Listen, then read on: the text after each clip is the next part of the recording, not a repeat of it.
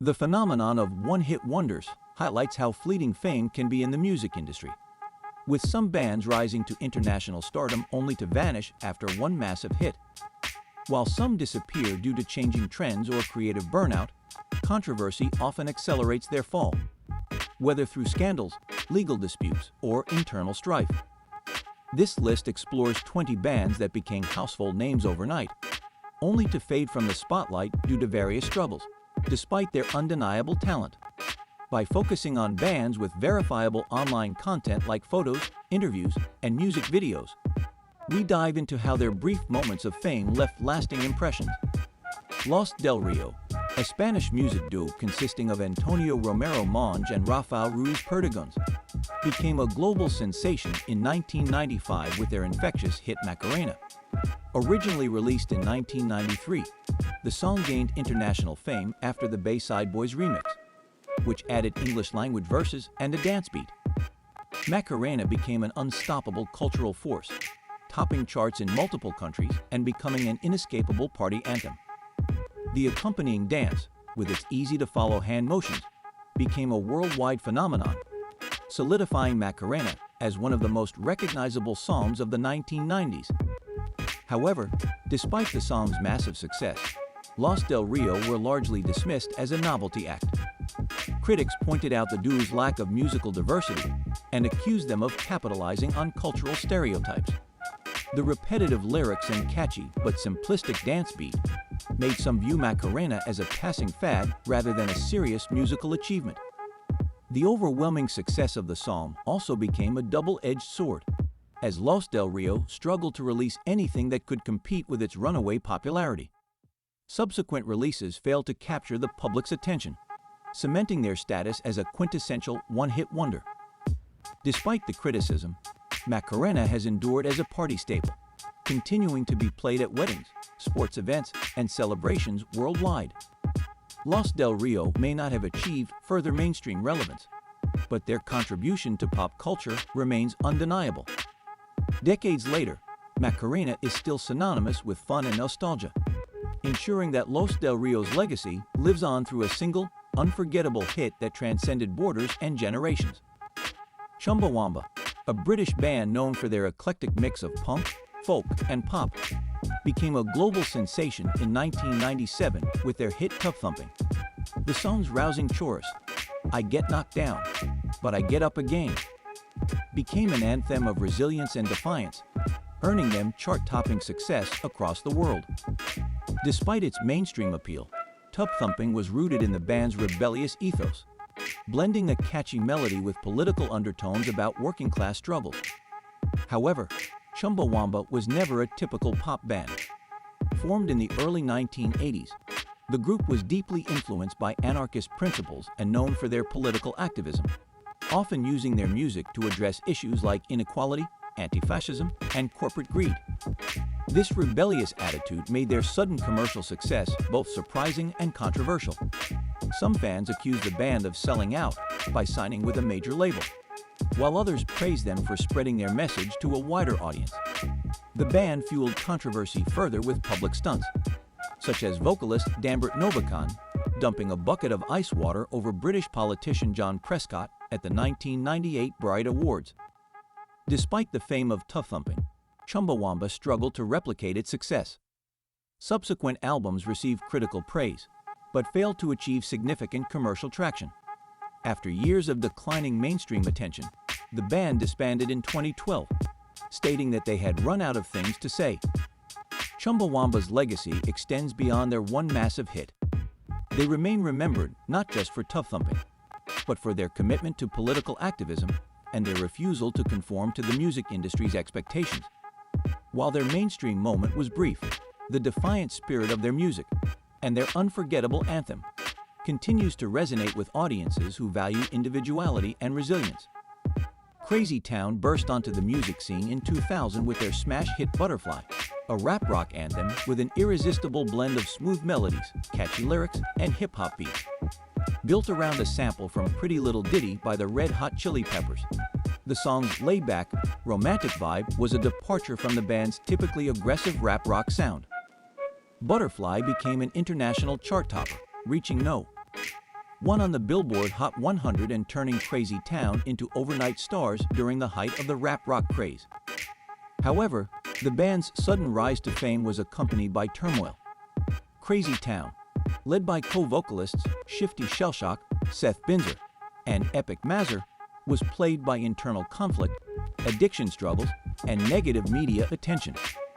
Their follow-up album, Dark Horse, 2002, failed to replicate the success of Butterfly, with critics dismissing the band as a one-hit wonder and accusing them of lacking originality. As the rap rock genre declined in popularity, Crazy Town's public image deteriorated further due to Shifty Shellshock's highly publicized battles with substance abuse and run-ins with the law. The band went through multiple lineup changes and attempted several comebacks, but their efforts failed to recapture their initial momentum. Despite releasing new music in the years that followed, Crazy Town remained synonymous with Butterfly, unable to shake the shadow of their one massive hit. While their time at the top was brief, Butterfly remains a defining track of the early 2000s, frequently featured in nostalgic playlists and pop culture references. Crazy Town's story serves as a cautionary tale of rapid success, internal chaos, and the fleeting nature of trends, but their hit song has endured as a beloved anthem of its era. The Baha Men, a Bahamian group known for their fusion of junkanoo, dance, and pop music, became an international sensation in 2000 with their hit song, Who Let the Dogs Out.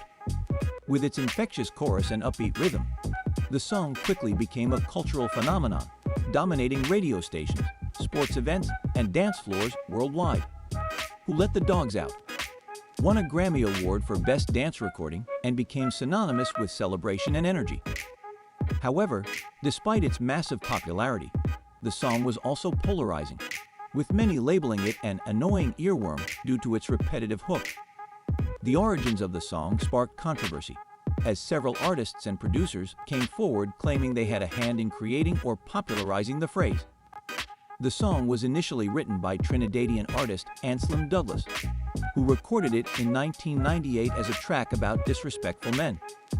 However, the Baha Men's version, produced by Jonathan King and released globally, became the definitive hit.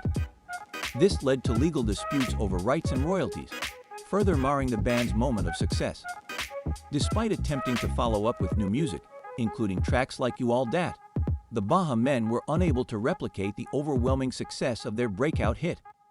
They became emblematic of the Novelty Act label, struggling to evolve beyond their association with Who Let the Dogs Out. Nevertheless, the song remains a pop culture staple, frequently used in movies, TV shows, and stadiums to hype up crowds.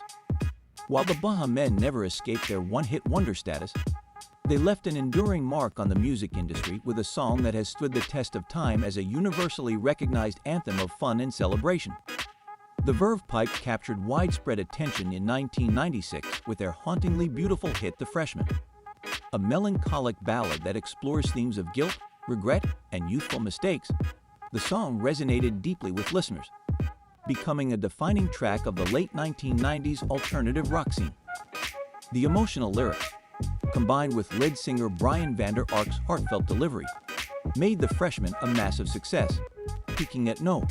5 on the Billboard Hot 100 and earning the band critical acclaim. Despite their initial success, the Verve Pipe struggled to replicate the chart performance of The Freshman. Their follow-up album, The Verve Pipe, 1999, featured a more polished, pop-leaning sound that failed to resonate with fans who had connected with the raw vulnerability of their earlier work. The shift in musical direction alienated some of their core audience, while internal disagreements within the band further complicated their trajectory. As the alternative rock wave began to fade, the Verve Pipe found themselves overshadowed by emerging trends in pop and hip-hop. In addition to their creative struggles, the band's label pushed them toward a more mainstream sound that conflicted with their original artistic vision.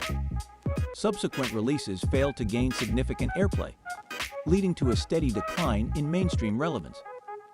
Although the Verve Pipe faded from the charts, they never completely disappeared. The band shifted focus to independent releases and family-friendly music, maintaining a dedicated, smaller fan base.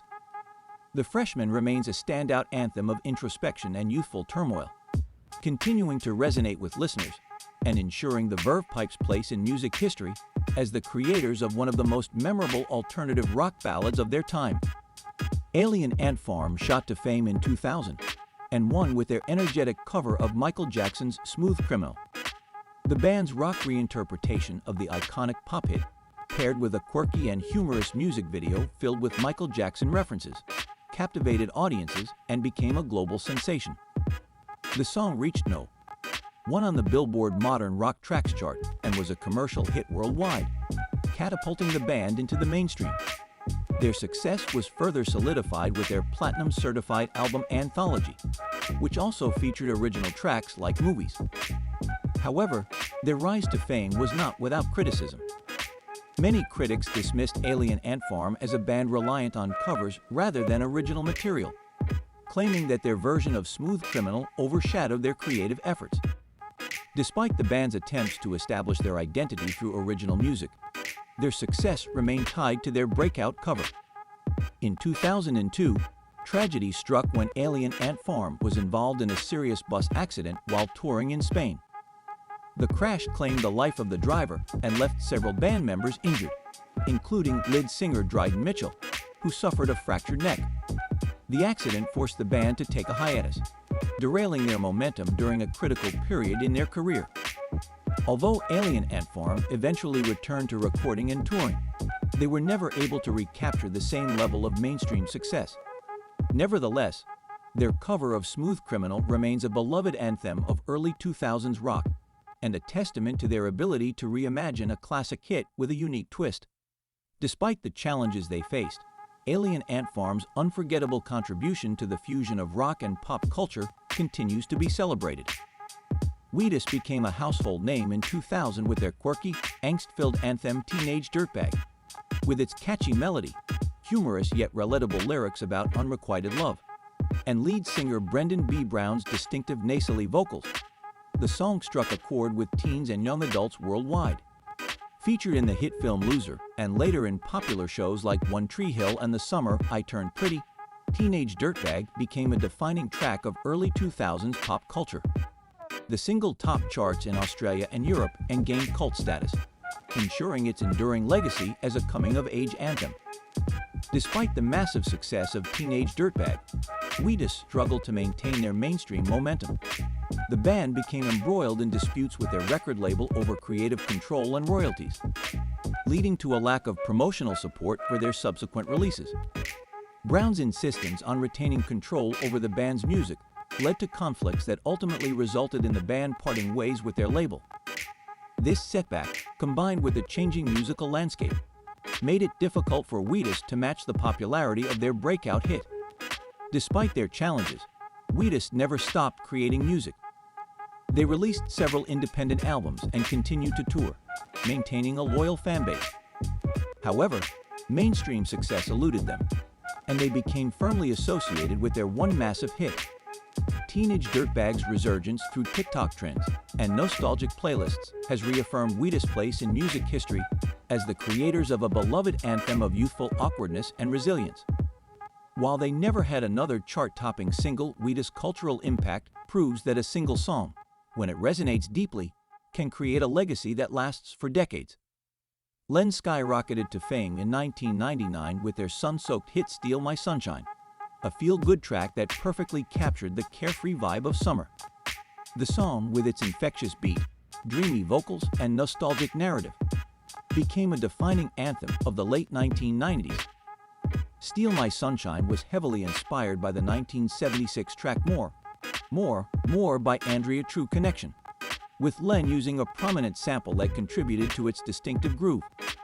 The track became a global hit, reaching the top 10 in multiple countries and earning a permanent spot on summer playlists and pop culture soundtracks.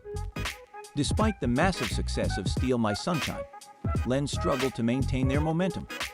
Critics labeled the Canadian duo, consisting of siblings Mark and Sharon Costanzo, as a one-trick pony, claiming they lacked the musical diversity to replicate their chart success. Their follow-up album, You Can't Stop the Bum Rush, featured other tracks with a similar laid-back, whimsical vibe, but none managed to capture the same magic. Behind the scenes, Creative differences and tensions within the group further derailed their progress. Mark Costanzo was known for his perfectionism and frequent changes to Len's sound, which created delays and stalled their attempts to stay relevant. As the music industry moved toward more polished pop and hip-hop acts in the early 2000s, Len faded from the spotlight. Although Len never recreated the success of their breakout hit, Steal My Sunshine remains a nostalgic staple, frequently featured in movies, commercials, and summer playlists. The song's enduring popularity ensures that Len will always be remembered for delivering one of the most iconic feel-good hits of the 1990s, even if their time in the limelight was fleeting. Wheatus, which burst onto the pop music scene in 1998 with their bubbly debut single C'est la Vie, an infectious blend of upbeat pop and Celtic-inspired instrumentation. The Irish girl group, comprised of twins Adele and Kiwi Lynch, Sinead O'Carroll, and Lindsay Armagh, quickly became known for their playful sound, catchy hooks, and signature double denim outfits. C'est la Vie topped the UK charts and became a global hit, with its quirky spoken-word bridge and cheeky lyrics, making it a standout pop anthem of the late 1990s. Following their debut, Wheatus continued their success with hits like Roller Coaster, To You I Belong, and Blame It on the Weatherman, all of which reached No.1 in the UK. However, despite their initial chart dominance, the group faced harsh criticism from some corners of the media, who dismissed them as a manufactured gimmick act aimed solely at younger audiences. Their reliance on sugary pop and Celtic motifs was seen by some as repetitive, leading to questions about their longevity. After releasing their second album, Awake and Breathe, 1999, which failed to achieve the same level of success, the group faced mounting pressure from their label. By the time they recorded their third album, Wheatus was dropped due to poor sales and shifting music trends, leading to their sudden exit from the mainstream spotlight in 2002. Despite their abrupt decline, Witch's legacy remains strong. C'est la Vie is still a beloved throwback anthem that epitomizes late 90s pop culture. The group reunited in 2013 for a reality TV series and a tour, rekindling nostalgic love for their music. Although their time at the top was brief, Witch's fun-loving image and catchy tunes have ensured their lasting place in pop history. Deep Blue Something became synonymous with 1990s pop rock when their breakout hit Breakfast at Tiffany's dominated the airwaves in 1995. The song, inspired by the classic Audrey Hepburn film, tells the story of a couple struggling to find common ground, with the film serving as their one shared connection. With its jangly guitar riffs, catchy chorus, and relatable lyrics, Breakfast at Tiffany's resonated with listeners and became an international success, reaching No.5 on the Billboard Hot 100 and topping charts in the UK. Despite their newfound fame, Deep Blue Something struggled to shake off the one-hit wonder label. Critics accused the band of lacking musical diversity, pointing out that their follow-up singles failed to replicate the charm or widespread appeal of Breakfast at Tiffany's. Their 1996 album, Home, which featured the hit song, performed well, but was largely overshadowed by the single's success. The band released subsequent albums, including Byzantium, 1998, but none achieved significant commercial traction, leading to a gradual decline in mainstream visibility. Compounding their struggles was a shift in musical trends during the late 1990s, as the popularity of pop rock gave way to the rise of nu metal, hip-hop, and boy bands. Deep Blue Something's clean-cut, melodic sound struggled to compete in an evolving market. Although they disappeared from the mainstream, Breakfast at Tiffany's has remained a beloved pop rock classic, frequently featured in nostalgic playlists, movies, and TV shows. The band continues to perform occasionally and release new music independently, appealing to a niche audience of devoted fans. Deep Blue Something's brief time in the spotlight left an indelible mark, with Breakfast at Tiffany's standing as a quintessential feel-good anthem of the 1990s. Crazy Frog became an unexpected global phenomenon in 2005 with Axel F, a techno remix of Harold Faltermeyer's iconic Beverly Hills Cop theme.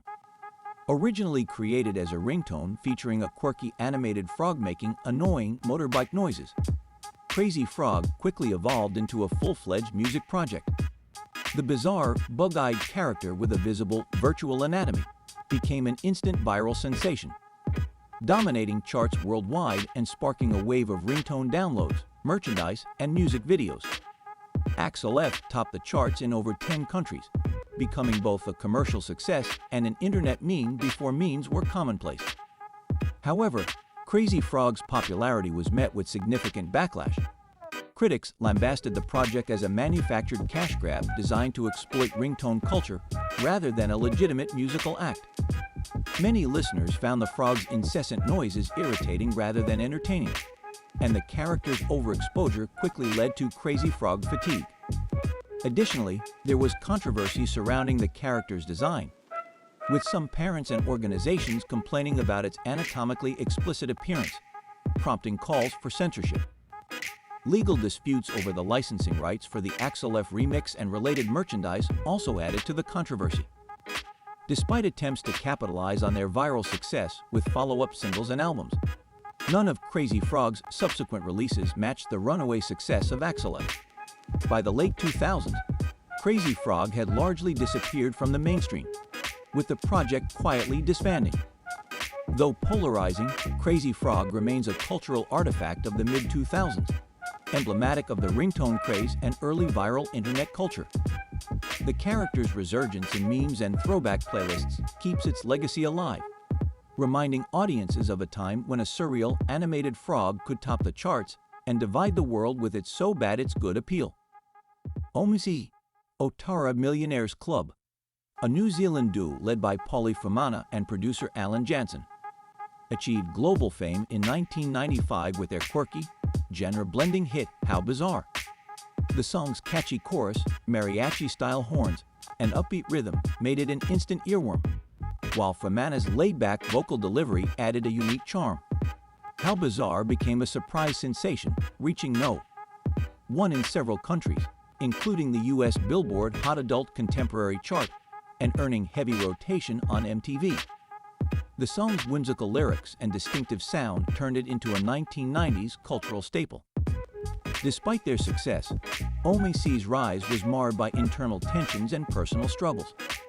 Fumana, known for his charismatic stage presence, clashed with Jansen over creative control and financial disagreements, leading to a breakdown in their working relationship. Additionally, Fumana faced personal challenges, including financial issues and a decline in mental and physical health after experiencing the pressures of sudden international fame. Attempts to follow up How Bizarre with another major hit were unsuccessful, and the group faded from the mainstream. Tragically, Paulie Fumana passed away in 2010 at the age of 40 due to a rare neurological disease and complications from pneumonia. His death marked the end of OMC's story, but How Bizarre remains a beloved 1990s anthem, frequently featured in nostalgic playlists, TV shows, and commercials. OMC's legacy is bittersweet, a reminder of the fleeting nature of fame and the pressures that come with it. However, Fumana's distinctive style and the song's enduring popularity continue to bring joy to listeners, ensuring that How Bizarre lives on as a quirky yet unforgettable piece of music history. Semisonic became synonymous with endings and new beginnings thanks to their 1998 hit Closing Time. With its catchy chorus, "You don't have to go home, but you can't stay here," the song became an anthem for farewells, frequently played in bars, graduation ceremonies, and TV shows. Written by frontman Dan Wilson, the track's deceptively simple lyrics mask a deeper meaning about fatherhood and life transitions, making it more than just a bar-closing anthem. Closing Time peaked at No.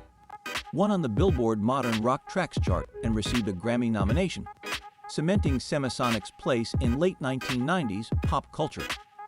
However, despite the song's massive success, Semisonic faced criticism for their polished, radio-friendly rock sound, which some detractors claimed lacked depth and innovation. While their 1998 album, Feeling Strangely Fine, featured other notable tracks like Secret Smile and Singing in My Sleep, none matched the mainstream impact of Closing Time. In the early 2000s, as musical trends shifted toward heavier rock, pop-punk, and hip-hop, Semisonic's melodic, introspective style fell out of favor. Although the band continued releasing music and maintained a loyal following, they never regained the same level of commercial success. Eventually, Semisonic went on hiatus, with Dan Wilson finding success as a songwriter for artists like Adele, earning a Grammy for his work on Someone Like You. Closing Time remains Semisonic's lasting legacy, celebrated as one of the most iconic songs of the 1990s. Its enduring popularity in movies, commercials, and playlists ensures that Semisonic's moment in the spotlight continues to resonate, even though their mainstream career was short-lived. While they may be considered a one-hit wonder, their contribution to feel-good, bittersweet rock anthems remains unforgettable. Eiffel 65 took the world by storm in 1999 with their Eurodance hit Blue, Double D. With its infectious melody, electronic beats, and nonsensical yet memorable lyrics, the song became an instant club anthem. Blue topped charts in more than 15 countries and earned a Grammy nomination, solidifying the Italian trio, comprising Jeffrey J., Maurizio Labina, and Gabry Ponte as global stars. The surreal lyrics about a blue world fascinated some listeners while baffling others, but the track's catchy chorus and pulsating rhythm ensured its dominance on radio stations and in nightclubs worldwide. Despite the song's massive success, Eiffel 65 faced significant criticism. Many music reviewers labeled Blue as a novelty act, citing the repetitive beats and quirky lyrics as gimmicks rather than serious musical artistry. Some fans embraced the song's playful absurdity, while others viewed it as emblematic of late 90s Eurodance's oversaturation. The group released their debut album Europop, 1999, which included other hits like Move Your Body, but none matched the global phenomenon that was Blue. As music trends shifted in the early 2000s, Eiffel 65 struggled to maintain relevance. Internal conflicts led to Gabry Ponte's departure in 2005, and the group disbanded shortly after. Although they reunited in the early 2010s and continued to tour, their attempts to release new music failed to reignite their mainstream popularity. Nevertheless, Blue, Double D has remained a beloved throwback track, frequently featured in movies, commercials, and nostalgic playlists. Eiffel 65's distinctive contribution to the Eurodance genre, though short-lived, left a lasting impact, and their iconic anthem continues to evoke memories of late 90s dance floors and carefree fun. Their story serves as a reminder that sometimes a single hit can create a legacy that transcends time. Lou Bega became a global sensation in 1999 with Mambo No. 5, A Little Bit of, a modern revival of the mambo genre with a catchy, upbeat twist. The song, inspired by Damaso Paris Prado's 1949 instrumental hit of the same name, featured Bega's playful lyrics listing the names of women he's charmed, set to a danceable, horn-filled beat. Mambo No. 5 topped the charts in over 20 countries, earning Lou Bega international fame and securing the track's status as a party and wedding staple. However, the song's massive success quickly became a double-edged sword. While many listeners loved its infectious chorus and retro vibe, others found the song's repetition and constant radio play grating. Critics accused Bega of relying too heavily on nostalgia rather than innovation, labeling him a novelty act. His debut album, A Little Bit of Mambo, 1999, performed well, buoyed by the success of its lead single, but follow-up tracks like I Got a Girl and Tricky failed to replicate Mambo No. 5's widespread appeal. Despite releasing subsequent albums, including Ladies and Gentlemen, 2001, Lou Bega struggled to maintain mainstream relevance as musical trends shifted in the 2000s. His retro mambo fusion style, while unique, couldn't sustain the same momentum in an industry increasingly dominated by hip-hop and electronic pop. Nevertheless, Mambo No. 5 remains an enduring party anthem, frequently featured in nostalgic playlists, commercials, and events. Lou Bega's hit left a lasting cultural footprint, ensuring that he will always be remembered for bringing mambo music back to the forefront of global pop culture, even if his time in the spotlight was brief. His story stands as an example of how one unforgettable hit can create a lasting legacy, even after the artist's mainstream career fades. The Knack exploded onto the music scene in 1979 with their debut single My Sharona, an irresistible power pop anthem with a signature stuttering hook, catchy chorus, and one of the most iconic guitar riffs in rock history. The song, inspired by lead singer Doug Fieger's infatuation with a young woman named Sharona Alperin, topped the Billboard Hot 100 for 6 weeks and became the fastest-selling single of the year. My Sharona helped propel their debut album, Get the Knack, to multi-platinum status, making the Knack one of the biggest breakout acts of the late 1970s. However, their meteoric rise was quickly met with controversy. Critics accused the Knack of being a gimmick band with a calculated retro Beatles aesthetic designed to manufacture instant fame. Their all-black outfits, minimalist album cover, and brash lyrics earned them comparisons to the Beatles, but some saw them as an unoriginal throwback.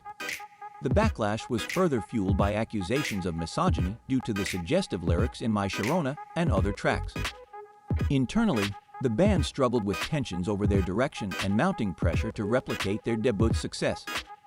Their follow-up album, But the Little Girls Understand, 1980, failed to produce another hit of My Sharona's magnitude.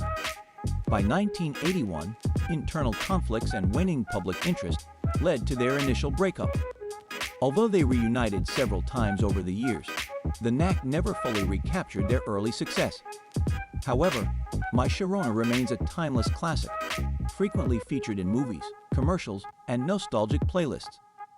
The song's infectious energy and unforgettable riff have ensured the Knack's enduring place in music history, despite their brief time at the top. Their story serves as a cautionary tale about the double-edged sword of overnight success and the challenges of living up to a genre-defining debut. Metro Station burst onto the scene in 2008 with their infectious electronic pop hit Shake It.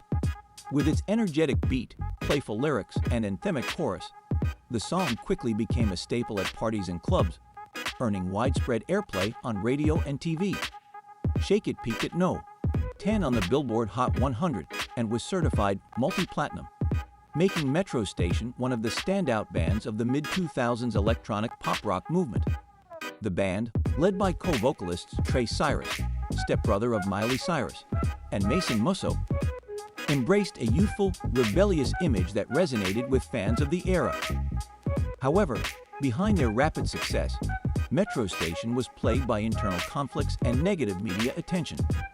Publicized disagreements between Cyrus and Musso led to tension within the band, with both members clashing over creative control and the direction of their music.